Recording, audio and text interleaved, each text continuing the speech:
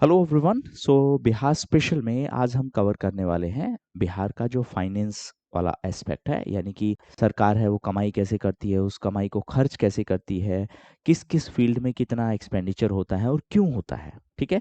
अब बेसिकली हम जो ब्रीफ ओवरव्यू है वो पहले कवर कर चुके हैं, तो मैं एक बार 1 मिनट में आपको रिवाइज करवा देता हूँ। पॉपुलेशन के मामले में बिहार थर्ड पोजीशन पे है आफ्टर यूपी एंड महाराष्ट्र।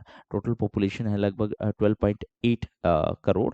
और अगर मैं पॉपुलेशन की ग्रोथ रेट की बात करूं तो वो नेशनल एवरेज से ज़्यादा है। क्यों ज़्यादा है? क्योंकि टीएफआर ज़्यादा है, नेशनल एवरेज से ज़्यादा है। और कितना है एग्जैक्टली 23.5% है वो डिकेडल ग्रोथ है। ठीक है, डिकेडल का मतलब है पूरा 10 साल में कितना ग्रोथ है। अगर मैं सेक्टर वाइज कंट्रीब्यूशन की बात करूं तो जो टर्सरी सेक्टर है उसका GSVA यानी ग्रोस स्टेट वैल्यू एडिशन, उसमें सबसे ज़्यादा कंट्रीब्यूशन है टर्सरी का, फिर सेकेंडरी का और फिर प्राइमरी का है। अगर मैं इनमें ट्रेंड्स की बात करूं तो जो सेकेंडरी है उसका कंट्रीब्यूशन इंक्रीज हो रहा है क्योंकि सरकार है उस पे फोकस कर रही है। और प्राइमरी और टर्सरी का जो कंट्रीब्यूशन है GSV में वो कम हुआ है। अगर मैं एम्प्लॉयमेंट की बात करूं तो कौन सा सेक्टर सबसे ज़्यादा एम्प्लॉयमेंट देता है, तो प्राइमरी सेक्टर है वो सबसे ज़्यादा एम्प्लॉयमेंट देता है। अगर मैं प्राइमरी सेक्टर के अंदर जो कंट्रीब्यूशन की ही बात कर रहा था GSV में, उसमें सबसे ज़्यादा कंट्रीब्यूशन कौन करता है, तो प्राइमरी में है वो क्रॉप सेक्टर कंट्रीब्यूट करता है। सेकेंडरी में सबसे ज़्यादा कंट्रीब्यूशन है वो कंस्ट्रक्शन से आता है। यहाँ पे आइडियली आना चाहिए था मैन्युफैक्चरिंग से, बट मैन्युफैक्चरिंग उतना नहीं है तो कंस्ट्रक्शन से है। अब प्रॉब्लम ये है कि कंस्ट्रक्शन की जॉब्स रेगुलर नहीं है। टर्सरी के अंदर अगर मैं कंट्रीब्यूशन की बात करूँ तो टर्सरी में सबसे बड़ा कंट्रीब्यूशन है TRS का। TRS मतलब है ट्रेड एंड रिपेयर सर्विसेज। ये तो बेसिक जो ओवरव्यू है जो हम पहले कवर कर चुके हैं। उसके अलावा अगर मैं बात करूँ पर कैपिटा इनकम की, तो बिहार का जो करंट प्राइस पे पर कैपिटा है दैट इज 76,000, कांस्टेंट प्राइस पे है दैट इज 40,000। और ये तो ग्रोस पर GDP पर कैपिटा है। और उसके बाद में अगर मैं नेट की बात करूं तो ये नेट हो जाएगा 36,000। 40 में से और 4 माइनस डेप्रिसिएशन कर दिया, 36 बचा। अगर मैं स्टेट्स की बात करूं तो सबसे ज़्यादा कर्नाटका का है नेट वाला अमाउंट, फिर उसके बाद में है तमिलनाडु का और फिर है हरियाणा। हमने कटिहार से इसको याद किया था। ठीक है, ये तो बात हुई ओवरऑल। अब फाइनल जो डेटा है दैट इज जीडीपी की अगर मैं बात करूं तो ग्रोस लेवल पे मतलब करंट प्राइस पे है हमारा 9.9 लाख करोड़ और कांस्टेंट प्राइस पे 5.3 लाख करोड़। मैंने उसके ग्रोथ रेट के लिए भी आपको यहाँ पे एक ट्रिक इधर की साइड में लिख के बताई थी। क्यों बता रहा हूँ? Try to connect it to your memory. इधर की साइड में 8 और 13% का ग्रोथ रेट था। 8% है वो कांस्टेंट वाले पे, 13% है वो करंट वाले पे। इधर की साइड में मैंने यहाँ पे आपको पर कैपिटा बताया था 40 और 76। 40,000 है वो है आपका कांस्टेंट पे और 76,000 है वो आपका करंट पे। 40 वाले में 7% का ग्रोथ था, 76 वाले में 11% का ग्रोथ रेट था। अब ये नेशनल एवरेज का 1/3 है, लगभग 1/3 है। तो नेशनल एवरेज कितना भी होगा हम 1/3 के हिसाब से उसको फाइंड आउट करके अभी के लिए मतलब आपके लिए पैटर्न है याद रखने का। ठीक है, ये तो बात हुई पिछले वाले चैप्टर की। अब बात करते हैं इस चैप्टर की। देखो, इस चैप्टर में हम बात करेंगे बार बार सरकार कैसे खर्च कर रही है, तो थोड़ा सिंपल करके बताता हूँ। सरकार कमाई करती है, दो मेजर कमाई के तरीके होते हैं। एक होता है रेगुलर कमाई हो रही है, उसको हम बोल देंगे रेवेन्यू रिसीट। ठीक है, जहां पर भी इस चैप्टर में जहां पर भी मैं रिसीट बोलूंगा इसका मतलब है कमाई की बात कर रहा हूं। रेवेन्यू रिसीट का मतलब है आर से याद रख लो। आर का मतलब होता है रेवेन्यू और आर का ही मतलब होता है रिकरिंग। रिकरिंग का मतलब क्या होता है? जो चीज बार बार हो रही है, रेगुलरली हो रही है, उसको हम बोलते हैं रिकरिंग, रेवेन्यू रिसीट। उसी तरीके से रेवेन्यू एक्सपेंडिचर का मतलब क्या हो जाएगा? रेवेन्यू एक्सपेंडिचर का मतलब है जो खर्चा हो रहा हो, बार बार खर्चा हो रहा हो। ठीक है, उसके बाद हम बात करते हैं दूसरा कैपिटल। कैपिटल का मतलब है कि उससे लॉन्ग टर्म बेनिफिट होगा या लॉन्ग टर्म उसका असर होगा। तो उसी तरीके से अगर मैं टर्म यूज कर रहा हूँ कैपिटल रिसीट, इसका मतलब कि मेरे पास कमाई आई है लेकिन ये रेगुलर नहीं है। और कैपिटल एक्सपेंडिचर का मतलब मेरे से मैंने कुछ एसेट बनाया। चार चीजें मैंने बात की है। ठीक है, मैं एक उसको लिख ही देता हूँ यहाँ पे, जस्ट सेकंड। तो अगर मैं रिसीट यानी इनकम की बात करूँ, इनकम में क्या हो जाएगा? मेरे पास दो रिसीट आ जाएंगे, रेवेन्यू रिसीट और कैपिटल रिसीट। ये हो जाएगा मेरा टोटल रिसीट। अगर मैं एक्सपेंडिचर की बात करूं तो यहाँ पे मेरे पास आ जाएगा रेवेन्यू एक्सपेंडिचर और कैपिटल एक्सपेंडिचर। ठीक है, ये हो जाएगा मेरा टोटल एक्सपेंडिचर। ठीक है, अब आपने एक टर्म सुनी होगी रेवेन्यू डेफिसिट। रेवेन्यू डेफिसिट का मतलब क्या हो जाएगा? डेफिसिट का मतलब क्या होता है? घाटा होता है। घाटा कब होगा? जब आपका एक्सपेंडिचर ज्यादा है और आपकी कमाई कम है। तो अगर मेरा रेवेन्यू एक्सपेंडिचर है मेरे रेवेन्यू रिसीट से ज्यादा है, उस केस में मेरे पास रेवेन्यू डेफिसिट है। तो इसमें से ये माइनस कर देंगे, वो आपका रेवेन्यू डेफिसिट आ जाएगा। एक स्टेटमेंट में आपसे एक फॉर्मूला बेस्ड क्वेश्चन पूछ सकता है। 2025 में यूपीएससी ने सेम ही काम किया था, प्रिंसिपल सेम है, बट उसको एग्जामिनर ने एक फॉर्मूला के सेंस में दे दिया तो बच्चे पैनिक कर गए। Don't do that, basic conceptual clarity आपका होना चाहिए। अब एक और टर्म आप देखते होंगे, फिस्कल डेफिसिट। फिस्कल डेफिसिट कुछ नहीं है, आपका टोटल कमाई है मान लेते हैं 80 रुपए और आपने खर्च किए हैं 100 रुपए। तो 100 कैसे खर्च किए जब 80 कमाई है, इसका मतलब 20 रुपए आपने उधार लिए हैं। ये जो उधारी है इसी को हम फिस्कल डेफिसिट बोल देते हैं। जैसे फॉर एग्जांपल अगर मैं यहाँ पे बात करूँ तो यहाँ पे टोटल एक्सपेंडिचर ये है, टोटल रिसीट ये है, इसमें से अगर मैं दोनों का डिफरेंस फाइंड आउट करूंगा वो हो जाएगा आपका फिस्कल डेफिसिट। एक और ट्रैप होता है यहाँ पे, प्लीज रिमेंबर, एक छोटी सी चीज है जो कॉन्सेप्चुअल लेवल पे बहुत जरूरी है। बोरोइंग, जो अमाउंट बोरो किया है ना, वो यहाँ पे आता है। लोन जो हमने लिया है वो आपका कैपिटल रिसीट में आएगा। ये चीज जरूर ध्यान में रख लेना, लोन और बोरो है, जस्ट अ सेकेंड, लोन और बोरोइंग वाला जो पार्ट है ये आपका कैपिटल रिसीट में आएगा। लेकिन जब हम फिस्कल डेफिसिट है जो फाइंड आउट करते हैं तो total expenditure minus total receipt, उसमें एक टर्म होता है एक्सक्लूडिंग बोरोइंग। ये वाला अमाउंट है, ये हम उसमें नहीं शामिल करेंगे। थोड़ा सिंपल करके बताता हूँ, कमाई कितनी बताई थी 80 रुपए, खर्चा कितना बताया था 100 रुपए। तो अगर इसमें मैं 20 रुपए, 80 वाले में 20 रुपए और जोड़ लूंगा तो दोनों बराबर ही हो जाएंगे ना। तो फिस्कल डेफिसिट का मतलब क्या हुआ, वो चीज, वो अमाउंट जो मेरे को बोरो करनी पड़ेगी। ठीक है, सिंपल। उसके अलावा इस चैप्टर में कुछ नहीं है। पूरे चैप्टर का मुश्किल से आधे पेज का नोट्स बनेगा। नोट्स भी मैं हैंड रिटन नोट्स है, वो मैं टेलीग्राम पे पोस्ट कर दूंगा। ये पूरा पीडीएफ है, ये आपको पूरा ऐप पे मिल जाएगा, जो रेगुलर वाला प्रोसेस है। एक बार पीडीएफ को जरूर पढ़ें क्योंकि उसमें बहुत सारे ग्राफ हैं और उससे होगा क्या कि आपकी मेमोरी में रिटेंशन ज्यादा होगा। देखो, हम कोई चीज क्यों पढ़ते हैं कि हमें चीजें समझ में आए और हम उसको अप्लाई कर सकें। मेयरली डेटा होना कोई सेंस नहीं है उस चीज का। अब मैं आपको बोल दूं ये इतना है, ये इतना परसेंट है, ये इतना परसेंट है, अब क्या करोगे उस इन्फॉर्मेशन का अगर आपको वो अप्लाई ही नहीं करना है तो। अब ये इन्फॉर्मेशन आप कहाँ पे अप्लाई करोगे, जब भी आप अपना मेंस का आंसर लिखेंगे आप बता सकते हैं कि सरकार है, कैपिटल एक्सपेंडिचर है वो बड़ा तेजी से बढ़ा रही है, इसका मतलब सरकार इंफ्रास्ट्रक्चर पे फोकस कर रही है, इसका मतलब हमारा इंफ्रास्ट्रक्चर बेहतर हो रहा है, इसका मतलब इन्वेस्टमेंट आएगा, जॉब्स जनरेशन होगा, जीडीपी बढ़ेगा, इकोनॉमिक डेवलपमेंट होगा और वो सारी चीजें। आप इंफॉर्मेशन को यूज करना सीखो। सिर्फ इंफॉर्मेशन को रटने के पर्सपेक्टिव से अगर आप रखोगे तो फिर मतलब वो तो इंफॉर्मेशन है ही ना, कंप्यूटर में है ही, आप कहीं से भी उसको एक्सेस कर सकते हो, इंटरनेट से यूज करके एक्सेस कर सकते हो। Why you need information, so that you can apply it. Application part पे फोकस करो। रट्टू तोते के जैसे हर चीज रटते जा रहे हैं, अरे भाई आपको अगर पता ही नहीं होगा तो फिर उसका सेंस क्या है। जैसे फॉर एग्जांपल मैं एक छोटा सा चीज बताता हूँ, हमने लास्ट चैप्टर में बात की थी कि जो पर कैपिटा जीएसडीपी है उसमें अगर डिस्ट्रिक्ट वाइज बात करें तो शिवहर का सबसे कम है। ठीक है, 22,000 है शिवहर का, और फिर उसके बाद में 23,000 है सीतामढ़ी का। शिवहर, अररिया एंड फिर सीतामढ़ी है 22, 23, 24। अब आप इसको कैसे कनेक्ट करेंगे, देखो एक आज ही आपके लिए एक छोटा सा होमवर्क है। जो शिवहर है उसका आप पॉपुलेशन डेंसिटी फाइंड करना। बिहार में सबसे ज्यादा पॉपुलेशन डेंसिटी है, मतलब मैं एक ऐसे एरिया की बात कर रहा हूँ जहाँ का पॉपुलेशन डेंसिटी ज्यादा है। तो अगर उसका डिस्ट्रिक्ट का जो टोटल प्रोडक्शन होगा उसका पॉपुलेशन डेंसिटी ज्यादा होगा तो बाय डिफॉल्ट पर कैपिटा कम आ जाएगा। ये चीज आपको समझनी है। अब अगर आप वहां पे अपॉइंटेड हो तो आपको सबसे पहले क्या सोचना पड़ेगा कि यार इस डिस्ट्रिक्ट का मतलब पॉपुलेशन डेंसिटी बहुत ज्यादा है, सबसे पहले हमें यहाँ का पॉपुलेशन कंट्रोल करना है, मतलब फैमिली प्लानिंग है उसके बारे में लोगों को अवेयर करवाना है। Getting my point. तो आपको चीजें कनेक्ट करनी है, ऐसा नहीं है कि आप रटते जा रहे हो रटते जा रहे हो, क्या करोगे उस इन्फॉर्मेशन का। ठीक है, चलो अब आगे चलते हैं। सबसे पहले तो सरकार की इनकम और एक्सपेंडिचर की मैं बात कर लेता हूँ। देखो टोटल जो सरकार ने खर्चा किया है इकोनॉमिक सर्वे के हिसाब से, टोटल सरकार ने जो खर्चा किया है वो है 2,82,000 करोड़ है, 2.82 लाख करोड़ है। ठीक है, 2.82 याद रख लेना। और जो सरकार का टोटल कमाई था वो था 2.19, 2.82, 2.19। अब इसके बीच में डिफरेंस है, मतलब सरकार ने कमाई की 219 रुपए की और खर्चा कर दिया 282 रुपए का। बाकी कहाँ से आएगा, बाकी उधार लेना पड़ेगा। इसी उधारी को हम क्या बार बार बोल देते हैं, फिस्कल डेफिसिट। ठीक है, अब सरकार के ऊपर टोटल, ये तो सिर्फ इस साल उधारी लिया है, पहले उससे पिछली साल भी उधारी लिया था, उससे पिछली साल भी उधारी लिया, उससे पिछली साल भी, and so on.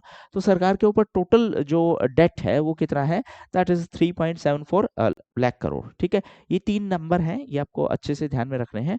Direct statement form में पूछता है, प्रीलिम्स में पूछता है, मेंस में आपको एग्जैक्ट नंबर याद रखने की जरूरत नहीं है, परसेंटेज ध्यान में रखना है, जो मैं आगे बात करूंगा। ठीक है, अब एक बार देख लेते हैं। तो सरकार का जो एक्सपेंडिचर है वो क्या था, 2.82 लाख करोड़ है। और अगर मैं बात करूं कैपिटल एक्सपेंडिचर है वो 22% है। पहले ये 15% होता था, अब ये 22% है, मतलब कैपिटल एक्सपेंडिचर बढ़ रहा है। अब कैपिटल एक्सपेंडिचर बढ़ रहा है, इसका मतलब है इंफ्रास्ट्रक्चर पे फोकस हो रहा है। एक इंपॉर्टेंट चीज, अगर कैपिटल 22 हुआ तो दूसरा बाकी बचा है वो क्या होगा, वो आपका रेवेन्यू एक्सपेंडिचर। यहीं से एक ट्रेंड आ जाएगा कि अगर कैपेक्स बढ़ रहा है तो कहना ही सिंपली से कि रेवेन्यू एक्सपेंडिचर है वो कम हो रहा है। सिंपल सी बात है, दो ही तो कंपोनेंट है, एक है रेवेन्यू, एक है कैपिटल। कैपिटल वाला बढ़ेगा तो रेवेन्यू वाला है वो नीचे आ जाएगा। ठीक है, तो 22% है तो बाकी वाला क्या हो जाएगा, आपका रेवेन्यू एक्सपेंडिचर है। ठीक, इसमें और ऐसा कुछ नहीं है जो आपको ध्यान में रखना। हाँ, ये डेटा जरूर ध्यान में रख लेना। मैं एक चीज बताया हूँ कि कैपिटल एक्सपेंडिचर है वो 22% है, बट अगर मैं कैपिटल एक्सपेंडिचर की ग्रोथ रेट की बात करूं, ग्रोथ रेट का मतलब हर साल कितना हम इंक्रीज कर रहे हैं।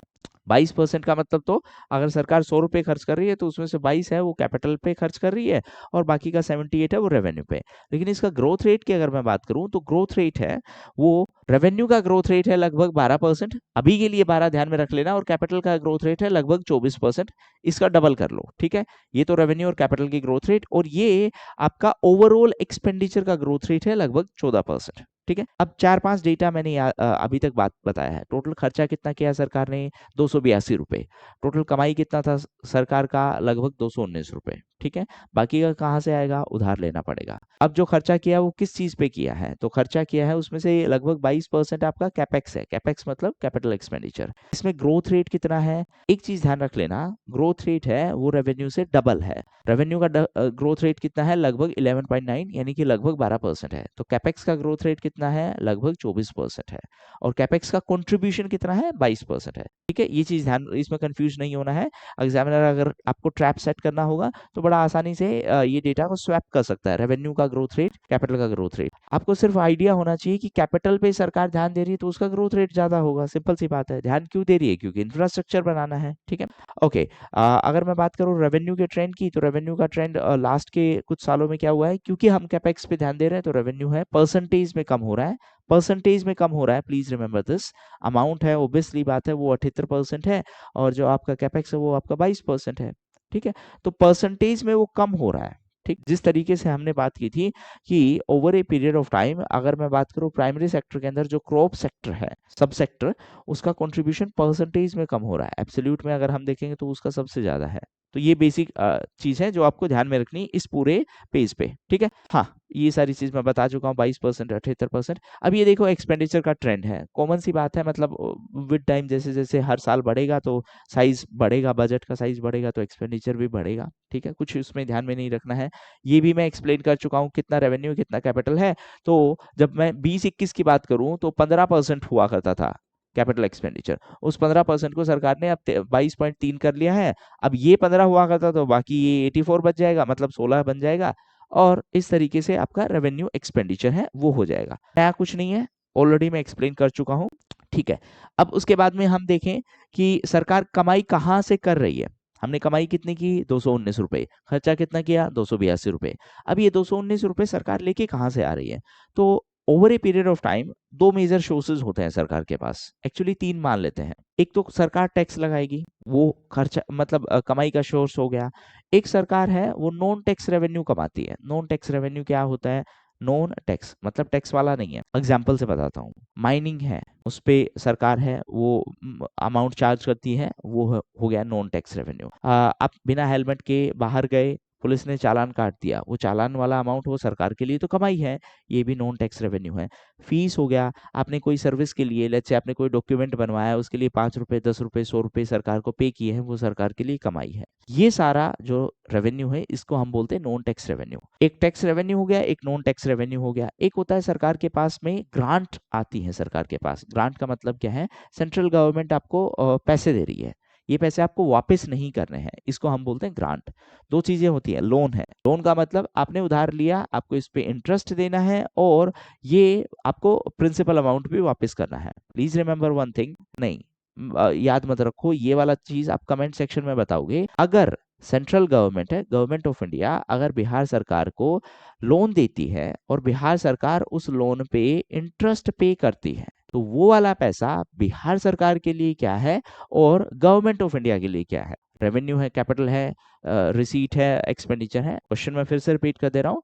गवर्नमेंट ऑफ इंडिया ने बिहार सरकार को लोन दिया है, बिहार सरकार उस लोन का इंटरेस्ट पे कर रही है वापस से गवर्नमेंट ऑफ इंडिया को। तो ये बिहार सरकार के लिए क्या है और भारत सरकार के लिए क्या है, ठीक है। वापस आते हैं अभी। हाँ, तो तीन मेजर सोर्सेज की हमने बात की कमाई के। एक तो आपका हो गया टैक्स रेवेन्यू, एक हो गया नॉन टैक्स रेवेन्यू और एक हो गया आपका ग्रांट्स। अब अगर मैं बिहार की बात करूं तो बिहार में टैक्स रेवेन्यू से मैक्सिमम कमाई होता है और टैक्स में भी सबसे ज्यादा टैक्स कलेक्शन किसका होता है? एसजीएसटी। एसजीएसटी का मतलब क्या है? State GST. इनकम टैक्स है वो क्या है? प्लीज रिमेंबर, वो सेंट्रल गवर्नमेंट के थ्रू जाता है, फिर वहां से डिस्ट्रीब्यूशन होता है। तो अगर आपने टैक्सेशन अच्छे से नहीं पढ़ा है उसको एक बार अच्छे से कवर कर लेना। बेसिक क्वेश्चन अगर आता है तो गलत नहीं होना चाहिए, मतलब ये बेसिक बेसिक चीजें हैं जो आपको पता होनी चाहिए, ठीक है। तो अगर मैं इनकम टैक्स की बात करूं, डायरेक्ट टैक्स है। कॉर्पोरेट टैक्स की बात करूं, वो भी डायरेक्ट टैक्स है। फिर उसके बाद में एसटीटी, सिक्योरिटीज ट्रांजेक्शन टैक्स की बात करूं, वो भी डायरेक्ट टैक्स है, सेंट्रल गवर्नमेंट लगाती है। सीजीटी की बात करूं, वो भी डायरेक्ट है, सेंट्रल गवर्नमेंट लगाती है। ये सारे के सारे हैं, वो आपको इकोनॉमी वाले में मैं कवर करवा चुका हूँ।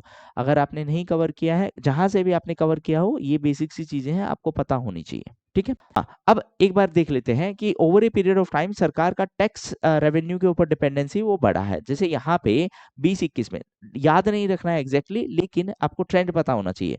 यहाँ पे लगभग 70% कमाई सरकार का टैक्स से होता था, यहाँ पे 84% कमाई है वो टैक्स से हो रहा है।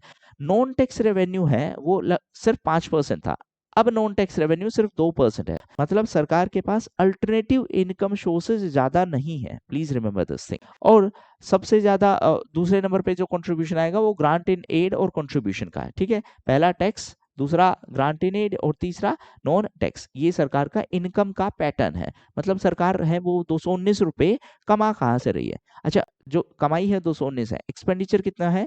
282। ध्यान रखेंगे, यहाँ पे मैंने लिखा था, देखो आई नो ये स्क्रीन है, आई नो आप यूट्यूब पे देख रहे हो, आई नो आपका दिमाग कहीं और है, बट अगर आप इसमें इंगेज नहीं होगे ना तो फिर आप मतलब सिर्फ एक डेड बॉडी की जैसे देख रहे हो।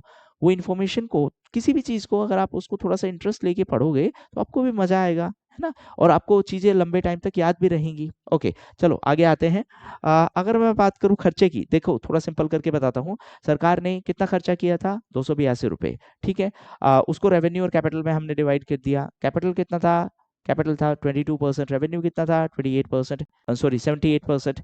अब उसमें ग्रोथ रेट कितना था? तो रेवेन्यू वाले में ग्रोथ रेट था 11.9 यानी लगभग 12%। कैपिटल वाले में ग्रोथ रेट कितना था? लगभग 24%, ठीक है।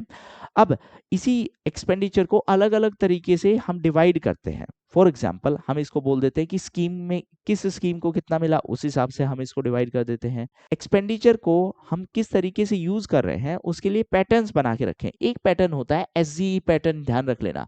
ये जो टर्म आप ध्यान रखोगे आपका झंझट खत्म हो जाएगा। एसजीई क्या है? सरकार जो पैसे खर्च कर रही है वो किस तरीके से खर्च कर रही है? सोशल, जनरल सर्विसेज और इकोनॉमिक सर्विसेज। सोशल सर्विस का मतलब क्या हो गया? सोशल सर्विस का मतलब है हेल्थ है, सैनिटेशन है, एजुकेशन है, इस पे सरकार पैसा खर्च कर रही है। तो सोशल में अगर मैं बात करूं तो किस पे सबसे ज्यादा खर्चा हो रहा है? एजुकेशन पे खर्चा हो रहा है।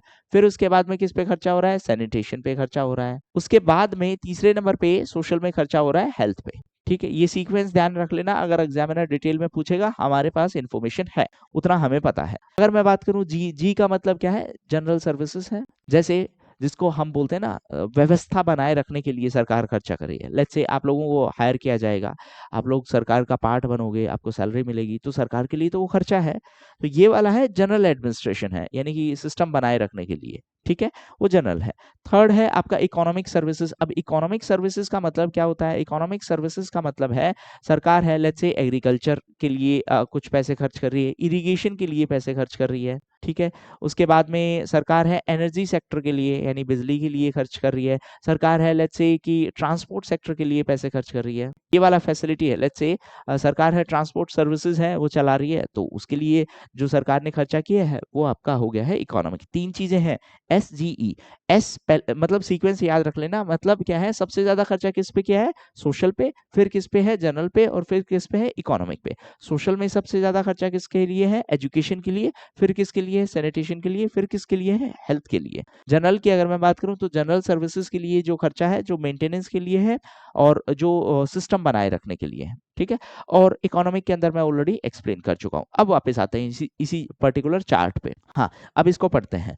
अगर सरकार के एक्सपेंडिचर कंपोजिशन की हम बात करें तो मतलब स्टेबिलिटी है। स्टेबिलिटी का मतलब क्या है, मोर और लेस है, जो इस टाइम पीरियड में सेम उतना ही पैटर्न है, कुछ ज्यादा चेंज नहीं है। सबसे ज्यादा जो खर्चा है वो किस पे किया है, सरकार ने सबसे ज्यादा खर्चा किया है सोशल पे। कितना परसेंट, 46%। यानी कि सरकार ने अगर 100 रुपए खर्च किए हैं तो उसमें से 46 रुपए है वो सोशल वाले पे खर्च किए हैं। फिर किस पे खर्च किया है, 32 रुपए वो जनरल पे खर्च किया है। जनरल में जो एक्सपेंडिचर है वो कम हो रहा है, ये ट्रेंड ध्यान रख लेना।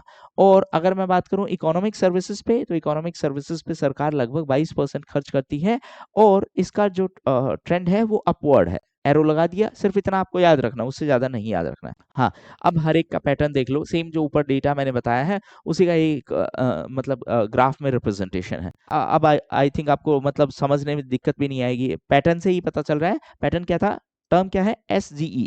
और SGE है मतलब उसको भी अगर आपको याद रखना हो तो उसका भी सेज याद रख लो ना, है ना, ऋषि मुनि जिनको हम बोलते हैं, सेज याद रख लेना। ठीक, हो गया काम आपका। चलो अब आगे चलते हैं। अब अगर हम बात करें इसी एक्सपेंडिचर को दो और तरीके से हम डिवाइड करते हैं। देखो, रेवेन्यू कैपिटल एक साइड में डिवाइड किया, फिर हम SGE की पैटर्न में डिवाइड किए। अब एक और पैटर्न है। ये पैटर्न से फायदा क्या होता है कि जब हमें एनालाइज करना होता है कि हमारा पैसा कहाँ जा रहा है और उसका कितना असर हो रहा है, तो हम एनालाइज कर सकते हैं। ठीक है, अब वापस आते हैं।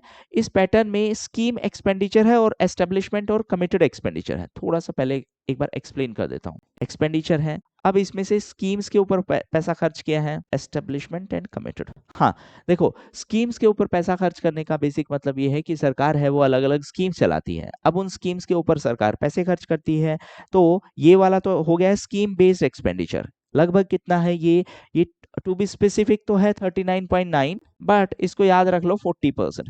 अब अगर ये 40% हुआ तो ये हो गया आपका 60%। ठीक है, हो गया। अब इसमें से एस्टेब्लिशमेंट एक्सपेंडिचर क्या है और कमिटेड, स्कीम वाला तो याद हो गया कि ठीक है, सरकार जो स्कीम चलाती है उसके लिए खर्चा। एस्टेब्लिशमेंट एक्सपेंडिचर क्या है, कमिटेड एक्सपेंडिचर क्या है, थोड़ा सा समझेंगे।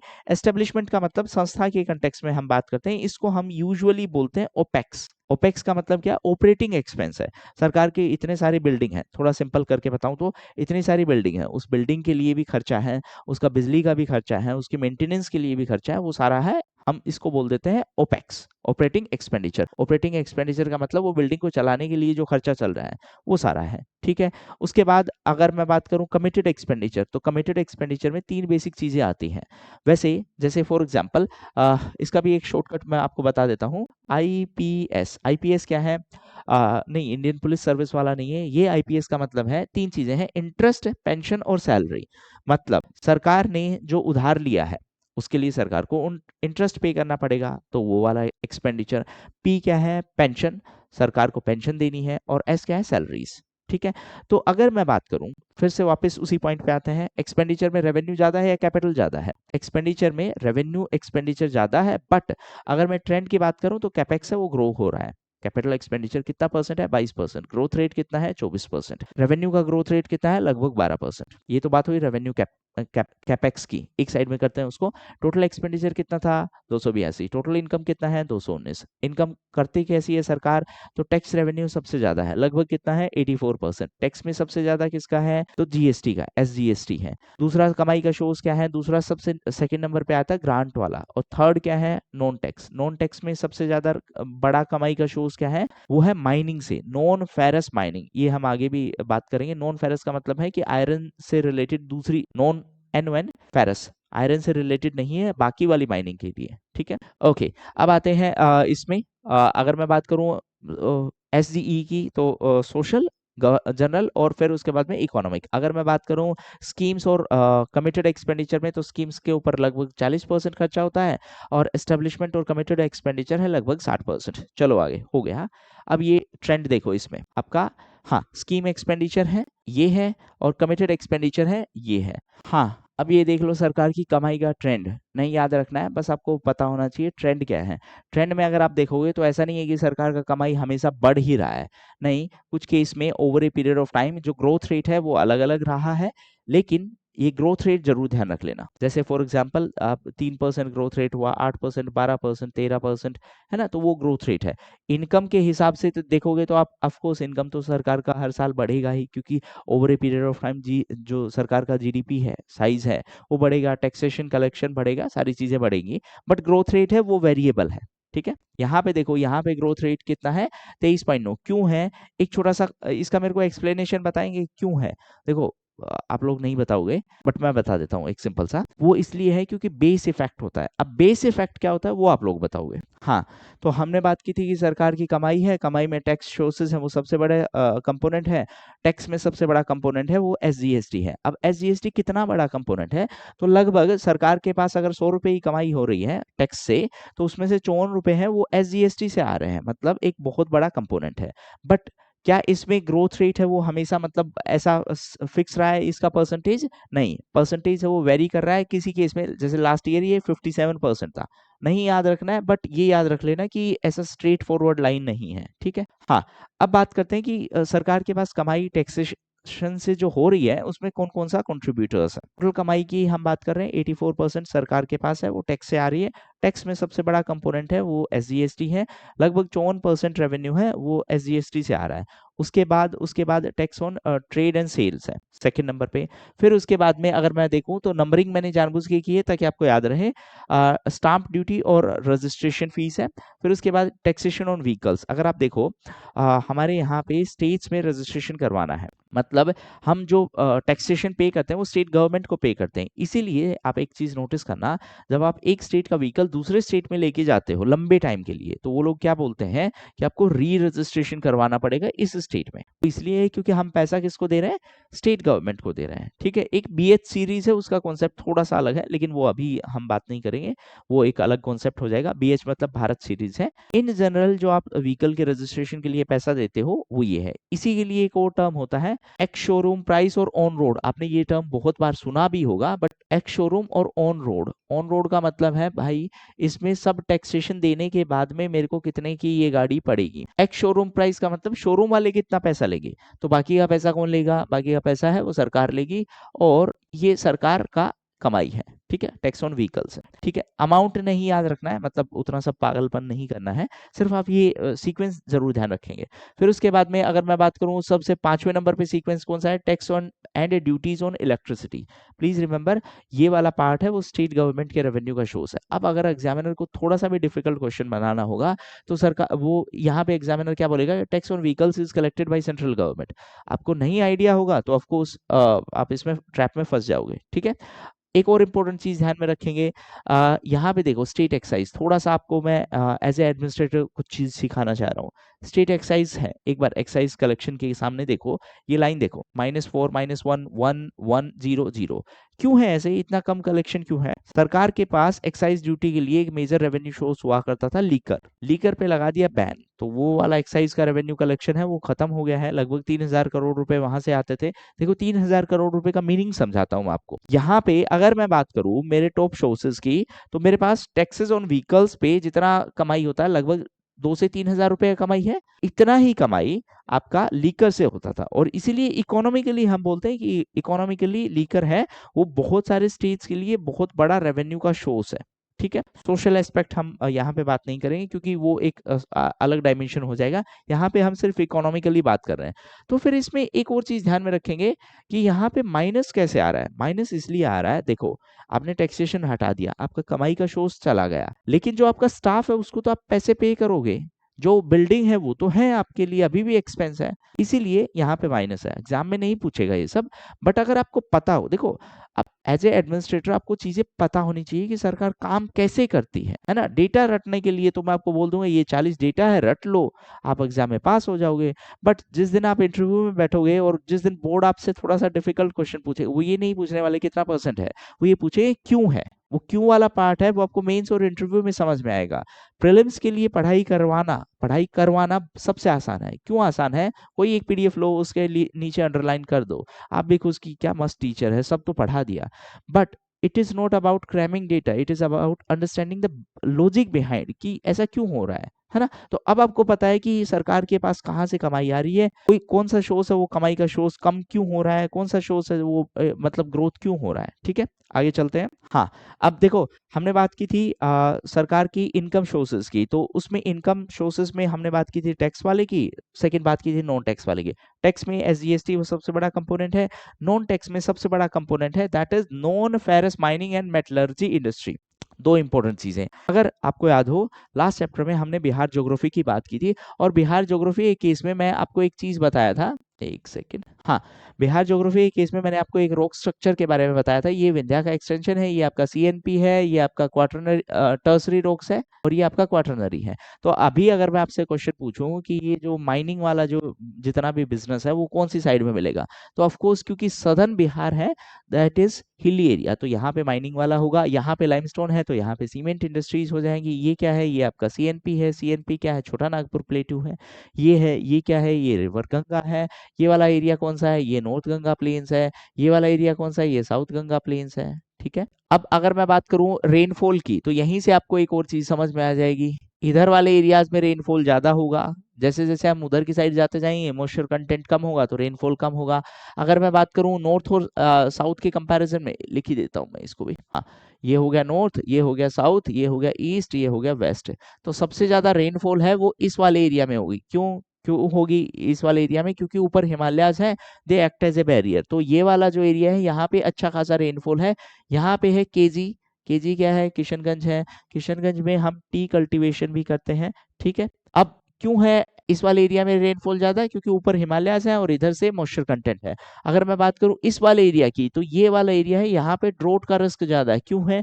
क्योंकि ना तो कोई फ्रंट में बैरियर है। देखो बारिश कैसे होती है, यहाँ से मॉइस्चर वाला जो क्लाउड आया, सामने टकराया, जिसको हम ओरोजेनिक रेनफॉल बोलते हैं, मतलब कि जो माउंटेन से टकराने के बाद में बारिश होगी। तो ये वाले एरिया में ड्रोट का रिस्क है, ये वाले एरिया में फ्लड का रिस्क है। फ्लड का रिस्क क्यों है? क्योंकि ऊपर से जो नदियां आ रही हैं वो अपने साथ में वाटर कंटेंट लेके आ रही हैं, और हमारे पास में ये वाला एरिया में एकदम से सडन वाटर इनफ्लो होगा, उसकी वजह से फ्लड का रिस्क है। इसीलिए आप एक और चीज नोटिस करोगे, इस वाले एरिया में, मतलब अपर वाले एरिया में, यहाँ पे बड़ी वाली इंडस्ट्रीज नहीं है, सिर्फ एग्रो बेस्ड इंडस्ट्रीज है। एग्रो बेस्ड इंडस्ट्रीज क्यों है? क्योंकि यहाँ पे हर बार जब भी फ्लड आता है तो उससे जो आपका नया सोइल है वो बनता है, उससे सोइल का फर्टिलिटी ज्यादा होता है, उससे क्या होगा कि एग्रो बेस्ड इंडस्ट्रीज बनने का स्कोप ज्यादा है। तो ये आपको एक बेसिक चीज है वो पता होना चाहिए। ओके, हाँ, अब अगर मैं बात करूं कि फेरस और माइनिंग वाले एरिया में, तो यहाँ पे किस टाइप का इंडस्ट्रीज है, मतलब उसका रेवेन्यू कलेक्शन क्या है, तो इसका भी आप एक ट्रेंड देखेंगे कि लास्ट के कुछ साल से इंक्रीज हो रहा है। बस नंबर मत याद रखना, जहां पे याद रखना होगा मैं बता दूंगा आपको। ठीक है, ये सब हो गया है। ओके, हाँ, इसमें एक छोटी चीज, मतलब याद नहीं रखना है, सिर्फ देख लो। देखो, major component of non tax revenue, non tax revenue में यहाँ पे देखो पुलिस, मतलब पुलिस जो चालान इशू करके जो कमाई करती है वो सरकार के लिए नॉन टैक्स रेवेन्यू है। लगभग कितना, देखो यहाँ पे 136, 217, 49, 34, 123, नंबर नहीं याद रखना है, बस आपको एक चीज बता रहा हूँ। आप जब हेलमेट नहीं पहन के जा रहे हो तब भी सरकार की कमाई के लिए काम कर रहे हो, मतलब आप स्टेट के विकास के लिए काम कर रहे हो। तो नेक्स्ट टाइम हेलमेट मत पहनना बिल्कुल भी, मतलब ऑफ कोर्स ये बेवकूफी वाला एडवाइस है। Point I am trying to make is कि ध्यान रखो, please be careful about your safety as well as about rules and regulation. Okay, coming back to this point, जो मतलब हम फीस फाइन पे करते हैं वो सब है, वो सरकार के लिए रेवेन्यू का सोर्स है, इनकम का सोर्स है। ओके, हाँ, अब अगर मैं बात करूं तो देखो, मैंने बात की कि सरकार की कमाई है लगभग कितना है, लगभग 219 रुपए। सरकार का खर्चा कितना है, लगभग 282 है। आज याद करवा के ही भेजूंगा आपको। ओके, अब उस कमाई में अगर मैं बात करूं तो सबसे बड़ा कंपोनेंट किसका है, टैक्स रेवेन्यू शोज का। टैक्स में सबसे बड़ा कंपोनेंट कौन सा है, एसजीएसटी, लगभग कितना परसेंट है, 54%। नॉन टैक्स में सबसे बड़ा शोज किसका है, नॉन फेरस माइनिंग वाला। ठीक है, अब अगर मैं इसको as a percentage of GDP, ये जो मैं अमाउंट बता रहा हूँ ना, ये मतलब परसेंटेज है जो टोटल कमाई है उसका। अगर मैं इसको जीडीपी से कंपेयर करूं तो सरकार का, मान लेते हैं जीडीपी 100 रुपए है, तो कितना पैसा है वो टैक्स के थ्रू कमा रही है। तो जो टैक्स टू जीडीपी रेशियो है दैट इज 6%। अगर मैं इसको इंडिया लेवल से कंपेयर करूं, ये तो स्टेट लेवल की बात कर रहा हूं, अगर मैं नेशनल लेवल से कंपेयर करूं, इंडिया लेवल से कंपेयर करूं, तो इंडिया में लगभग टैक्स टू जीडीपी रेशियो है हमारा लगभग 12%। याद रख लेना, इसका डबल है। Non tax to GDP ratio इसी का 1/10 कर लो ना, डायरेक्टली याद हो जाएगा, 0.6%। ये as a percentage of GDP, ऊपर वाला क्या था, ऊपर वाला हम इनकम के परसेंटेज की सेंस में बात कर रहे थे, ये जीडीपी की सेंस में हम बात कर रहे हैं, ठीक है। इसमें और आपको कुछ याद नहीं रखना है। हाँ, अब उसके बाद यहाँ पे एक और है कि कुछ इंपॉर्टेंट एक्ट दिए हुए हैं कि सरकार है वो अलग अलग टैक्सेस लगाती है। For example value added tax, VAT हम जिसको बोलते हैं, फिर उसके बाद इंटरटेनमेंट टैक्स है, फिर उसके बाद में इलेक्ट्रिसिटी ड्यूटी है, फिर उसके बाद में tax on entry of goods and into local area. Local areas में जाने के लिए टैक्स लगता था, ऑक्ट्रॉय टैक्स जिसको हम बोलते हैं, लोकल एरिया में उसको चुंगी भी बोलते हैं, ऑक्ट्रॉय, इसको एंट्री टैक्स भी बोलते हैं। हाँ, उसके बाद अगर मैं बात करूं प्रोफेशनल टैक्स है। अब आपने पॉलिटी में आई एम श्योर ये जरूर पढ़ा होगा कि प्रोफेशनल टैक्स इम्पोज किया जाता है। दो चीजों का आंसर करेंगे, पहला तो प्रोफेशनल टैक्स है वो कौन लगाता है और उसका मैक्सिमम अमाउंट कितना है, ये दोनों चीजों का आंसर करेंगे, ठीक है। हाँ, अब आते हैं आगे, ये जीएसटी कलेक्शन पे है। अगेन आपको रटना कुछ नहीं है, थोड़ा सा एक सिर्फ समझा देता हूँ लॉजिक, जीएसटी लगता कैसे है। देखो अगर मैं बात करूं तो मेजरली इंटर और इंट्रा स्टेट जीएसटी होता है, इंटर और इंट्रा। इंट्रा का मतलब क्या है, विद इन स्टेट, और इंटर का मतलब होता है बिटवीन टू स्टेट्स। तो जब भी कोई स्टेट है उसमें टैक्स लगता है, जीएसटी लगता है, तो दो तरीके से उसके पास कमाई होगी। एक तो एसजीएसटी के थ्रू कमाई होगी, एस क्या है, स्टेट जीएसटी, दूसरा आईजीएसटी से कमाई होगी। आई क्या है, इंटीग्रेटेड। इंटीग्रेटेड का मतलब उसमें सेंट्रल और स्टेट दोनों का जीएसटी लगा है, सेंट्रल गवर्नमेंट ने कलेक्ट किया और फिर वो वाला अमाउंट है वो स्टेट को अलोकेट होता है, सिंपल, ठीक है। अब इसमें आप एक चीज ध्यान में रख लेना, मंथली जो कलेक्शन की हम बात कर रहे हैं, मंथली कलेक्शन लगभग 700 करोड़ रुपए का जो कलेक्शन होता है वो एसजीएसटी से हो रहा है, और लगभग 1600-1700 करोड़ है वो आईजीएसटी से हो रहा है। ये बिहार का मंथली कलेक्शन है, ठीक है। इसमें एक और चीज यहाँ पे ध्यान में रखेंगे, एसजीएसटी के लिए कंपनसेशन मिलता था, मतलब स्टेट्स को जीएसटी के लिए कंपनसेशन मिलता था, कुछ कुछ अमाउंट है वो कंपनसेशन मिलता था, और यहाँ पे ये अमाउंट था। अब देखो इसके पीछे का लॉजिक, हालांकि ये स्टेटिक का टॉपिक है, सिंपल तरीके से बताता हूँ। स्टेट्स है जीएसटी लाने के लिए खुश नहीं थे, क्योंकि जीएसटी से उनका पावर कम हो रहा था, तो इसीलिए सेंट्रल गवर्नमेंट ने कहा कि अगर जीएसटी आने के बाद में आपका अगर कमाई कम होगा, अगर रेवेन्यू ग्रोथ रेट है वो कम होगा, तो हम आपको कंपनसेशन देंगे। कंपनसेशन का मतलब होता है मुआवजा। अब कैसे डिसाइड करें कंपनसेशन मिलना चाहिए या नहीं मिलना चाहिए, तो ग्रोथ रेट डिसाइड किया गया 14%, 14% डिसाइड किया गया कि अगर आपका ग्रोथ रेट 14% से कम होगा तो सेंट्रल गवर्नमेंट आपको कंपनसेशन देगी। यहाँ पे कीवर्ड याद रखना, कंपनसेशन है वो कंडीशनल है। किस कंडीशन के ऊपर मिलेगा, सिर्फ अगर 14% से कम हुआ, तो ज्यादा हुआ तो ऑफ कोर्स नहीं मिलेगा। अब सेंट्रल गवर्नमेंट इसके लिए पैसा कहां से लेके आएगी, इसके लिए सरकार ने कंपनसेशन सेस लगा दिया, कंपनसेशन सेस। अब सेस क्या है, किसी स्पेसिफिक पर्पस के लिए लगाते हैं। प्लीज रिमेंबर, सेस और सरचार्ज है वो सेंट्रल गवर्नमेंट वो शेयर नहीं करती है स्टेट्स के साथ, ये डिविजिबल पूल का पार्ट नहीं है। तो अब आपके माइंड में क्वेश्चन आना चाहिए कि अगर शेयर नहीं करती तो ये कैसे शेयर किया। शेयर नहीं करती इसका मतलब क्या है कि स्टेट्स है उसमें से हिस्सा मांग नहीं सकते हैं, इसका मतलब वो राइट नहीं है उनका, ये चीज ध्यान रखना, ठीक है। तो इसीलिए ये जो सेस वाला अमाउंट है वो सेंट्रल गवर्नमेंट कलेक्ट करेगी, और जिसको कंपनसेशन देना होगा उसको ही मिलेगा, मतलब हर स्टेट को नहीं मिलेगा। जिसका ग्रोथ रेट 14% से कम होगा सिर्फ उसी को मिलेगा, बस ये चीज आपको समझाना था। इसमें एक और चीज ध्यान में रख लेना, स्टेट के कंटेक्स्ट में हम बात कर रहे हैं कि लगभग 700 करोड़ रुपए का मंथली कलेक्शन होता है। अगर मैं कंट्री वाइज बात करूं पूरे देश में कितना कलेक्शन होता है मंथली जीएसटी कलेक्शन, तो लगभग 1.8 लाख करोड़ से लगभग 2 लाख करोड़ रुपए तक का मंथली हमारा कलेक्शन होता है जीएसटी से। हाँ, इसमें एक और इंटरेस्टिंग चार्ट है, again cost of collecting tax. Cost of collecting tax का मतलब क्या है, देखो एक छोटा सा चीज देखो, ये तो है टैक्स ऑन व्हीकल्स पे कलेक्शन वाला नीले वाला, और ये जो ऑरेंज वाला है that is tax on collecting stamp duty. इसका मतलब क्या है कि अगर सरकार व्हीकल वाले के थ्रू 100 रुपए कलेक्ट कर रही है ना, तो उसपे 3.5 रुपए सरकार को खर्च करना पड़ता है उस अमाउंट को कलेक्ट करने के लिए, मतलब सिस्टम बनाने के लिए, लोगों को हायर करने के लिए, है ना, और ये सारे पूरा प्रोसेस है इसको मैनेज करने के लिए।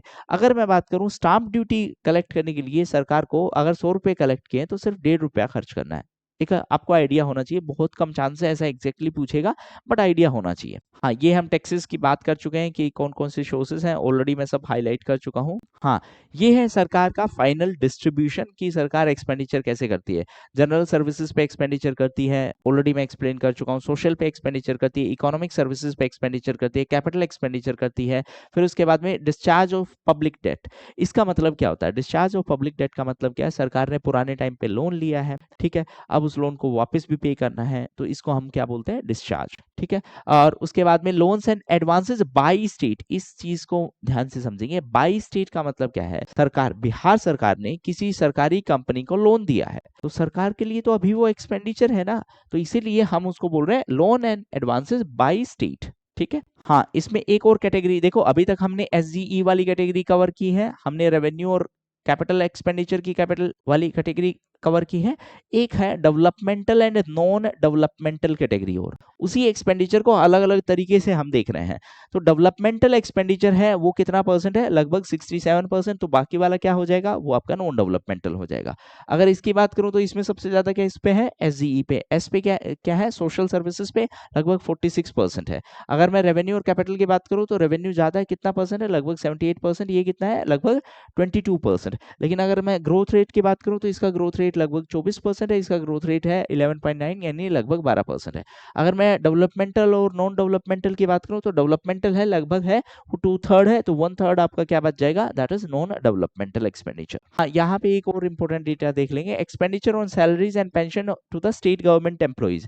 तो सरकारी कर्मचारियों को सरकार सैलरी और पेंशन देती है, तो अगर आप यहाँ पे देखेंगे तो पेंशन है वो सरकार के रेवेन्यू एक्सपेंडिचर का लगभग 12% है। और यहाँ पे एक और इम्पोर्टेंट चीज, सरकार है टोटल एक्सपेंडिचर करती है उसका लगभग लगभग 30% है, रेवेन्यू एक्सपेंडिचर का लगभग 30% है वो सैलरी और पेंशन पे खर्च करती है। मतलब ये रेवेन्यू एक्सपेंडिचर है सरकार के लिए और ये रिकरिंग है, तो सीधी सी बात है जितना इसका परसेंटेज ज्यादा होगा इसका मतलब क्या है कि सरकार के पास कैपेक्स के लिए पैसे कम बचेंगे। हाँ, इसमें एक छोटा सा ट्रेंड और देख लेंगे, जो एसजी की हमने बात की थी सोशल में, तो एजुकेशन पे जो पैसा है वो मतलब कैसे खर्च हो रहा है। सैनिटेशन पे ट्रेंड देखो, ट्रेंड में एक चीज नोटिस करना, सैनिटेशन पे एक्सपेंडिचर थोड़ा सा कम हुआ है, ये चीज जरूर ध्यान रख लेना। देखो एक बार ऊपर मैं ये और दिखा देता हूँ आपको, ये एजुकेशन पे, स्पोर्ट्स पे और आर्ट एंड कल्चर पे एक्सपेंस है, तो ये इंक्रीज होता जा रहा है। लेकिन अगर मैं सैनिटेशन वाले की बात करूं तो सैनिटेशन में थोड़ा सा यहाँ पे बम्प है, ये चीज जरूर ध्यान रख लेना, सिर्फ ट्रेंड। हाँ, हेल्थ और फैमिली वेलफेयर की अगर मैं बात करूं तो उसका एक्सपेंडिचर है वो इंक्रीज होता जा रहा है। एक मेजर लास्ट कंपोनेंट और है, फिर ये चैप्टर खत्म है। देखो सरकार का डेट कितना है, डेट का मतलब है सरकार के ऊपर कितना लायबिलिटी है। तो अगर मैं पब्लिक डेट की बात करूं यानी कि सरकारी डेट की as a percentage of GSDP, तो वो है 32.2%। लेकिन अगर मैं आउटस्टैंडिंग लायबिलिटी की यानी कि टोटल लायबिलिटी, आउटस्टैंडिंग लायबिलिटी का मतलब क्या हो जाएगा कि public debt plus other liabilities है, उसकी अगर मैं बात करूं तो वो 37 है। अब इसमें अदर लायबिलिटीज का मतलब क्या हुआ? पब्लिक डेट का मतलब तो आप समझ गए कि सरकार ने कितना उधार लिया, और क्या लायबिलिटी है। देखो थोड़ा सा एक सिंपल स्कीम सिंप्लीफाई सेंस में बताता हूँ। लेट्स से पीएफ कट रहा है आपका, टेक्निकली ये सही नहीं है, सिर्फ आपको समझाने के लिए है। पीएफ कट रहा है, ठीक है, ये वाला पैसा सरकार के पास जा रहा है तो आपका पैसा, बट किसके पास है? सरकार के पास। तो सरकार को ये पैसा वापस देना है, ये सरकार के लिए एक लायबिलिटी है। तो उधार तो नहीं लिया सरकार ने आपसे, बट सरकार को ये पैसा वापस देना है, इसको हम बोलते हैं अदर लायबिलिटी। टोटल क्या हो जाएगा? मान लेते हैं सरकार ने 200 रुपए है वो तो उधार लिया है, और ये इस तरीके का जो डिपॉजिट है वो 50 रुपए है, तो टोटल लायबिलिटी सरकार का कितना हो जाएगा? 250 रुपए। फिजिकल डेफिसिट कितना हो जाएगा? 200 रुपए, ठीक है, ये चीज आपको ध्यान में रखना है। तो टोटल मतलब अगर मैं पब्लिक डेट की बात करूं 32.2%, अगर मैं टोटल की बात करूं 37% है as a percentage of GDP, वो ध्यान रख लेना क्योंकि इसमें से क्वेश्चन कई बार पूछ लेता है।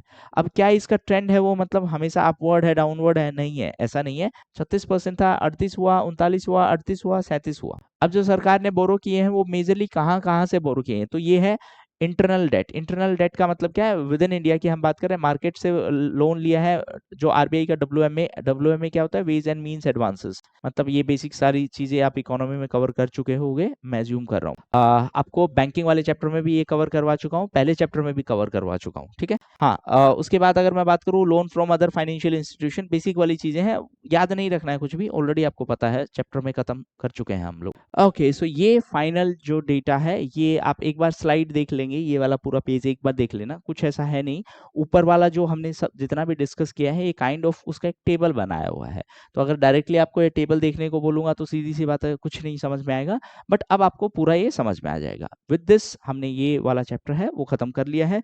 इसके बाद में आपको पता होगा कि सरकार कैसे कमाई करती है और सरकार कैसे खर्चा करती है, ठीक है। तो ये एक बार काइंड ऑफ हम ब्रीफ ओवरव्यू की बात कर लेते हैं कि क्या-क्या हमने इसमें कवर किया है। हम डेट टू जीएसडीपी रेशियो की हम बात कर चुके हैं कि लगभग हमारा 37% है, ठीक है। अगर हम बात करें कि सरकार उधार कहाँ से ले रही है, तो इंटरनल सोर्सेज से उधार ले रही है। अगर मैं टोटल आउटस्टैंडिंग लायबिलिटी की बात करूँ तो जो सबसे पहले जहाँ पे हमने शुरुआत की थी 37, इसको इससे ही याद रख लेना, 37% ही, और पहले दो वर्ड है 3.7 लाख करोड़ है, ठीक है। 3.7 लाख करोड़ की हमने बात की थी, ये तो आउटस्टैंडिंग है। उसके बाद में हमने लगभग 2.18, अगर इसको 2.19 भी बोल सकते हो, ये सरकार की कमाई है। 2.82 लाख करोड़ है, ये सरकार का एक्सपेंडिचर है, ठीक है। और इसमें और क्या है, हाँ, सरकार का टैक्स रेवेन्यू है। 84% टैक्स रेवेन्यू से कमाई होती है और नॉन टैक्स रेवेन्यू से लगभग 2% कमाई होती है। नॉन टैक्स में नॉन फेरस वाला आएगा, नॉन से याद रख लेना, इसमें भी पहला जो कीवर्ड है वो नॉन है, नॉन फेरस, ठीक है। और टैक्स रेवेन्यू में सबसे ज्यादा किससे है, एसजीएसटी, ठीक है। लगभग कितना परसेंट है, 54%, ठीक है। ओके, अगर हम बात करें उसको रेवेन्यू और कैपिटल के हिसाब से, तो रेवेन्यू एक्सपेंडिचर ज्यादा है, कैपिटल एक्सपेंडिचर का कंट्रीब्यूशन इंक्रीज हो रहा है। अगर मैं उसको मतलब अलोकेशन वाइज बात करूं तो एसजीई है, सोशल, जनरल और इकोनॉमिक। अगर मैं उसको डेवलपमेंटल और नॉन डेवलपमेंटल के हिसाब से बात करूं तो डेवलपमेंटल है वो आपका 2/3 है, लगभग 67%। अगर मैं उसको स्कीम्स और कमिटेड एक्सपेंडिचर के हिसाब से बात करूं तो स्कीम्स वाला है लगभग 40% और कमिटेड एंड जो ऑर्गेनाइजेशनल यानी एस्टेब्लिशमेंट एक्सपेंडिचर है वो बाकी का 60% हो जाएगा, ठीक है। तो ये पूरा डेटा हो गया है, एंड विद दिस ये वाला हम ऑलरेडी कवर कर चुके हैं। That's all for today, thank you.